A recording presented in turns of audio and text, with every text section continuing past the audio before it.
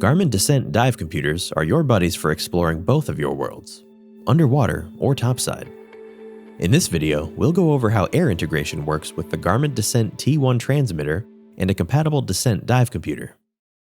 When paired with a T1 transmitter, a compatible Descent dive computer enables a diver to monitor the pressure of up to 5 scuba cylinders at a range of up to 10 meters.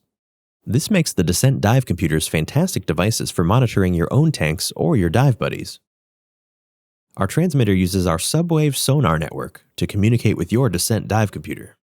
Air integration on Descent dive computers enables a diver to monitor essential information like tank pressure, T1 battery status, gas consumption rates, and ATR, or airtime remaining.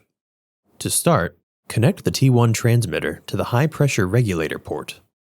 The T1 transmitter communicates via sonar to the Descent dive computer. This provides great range and reliability of the signal, but requires that the T1 and Descent computer are positioned properly. Some divers may wish to relocate the T1 away from the regulator using a high-pressure hose. If installing a T1 on a HP hose, be sure to use the included air spool to ensure a proper seal. Next, before you dive, pair your compatible dive computer with the T1 transmitter while on the surface. Once it is paired, you will see a pre-dive verification. This means that you can now monitor your tank pressure while underwater. You can enter your scuba cylinder specifications to allow your Descent dive computer to track the gas volumes you are consuming during your dive. Make sure to check the pressure of the tank above the surface while you get your gear ready.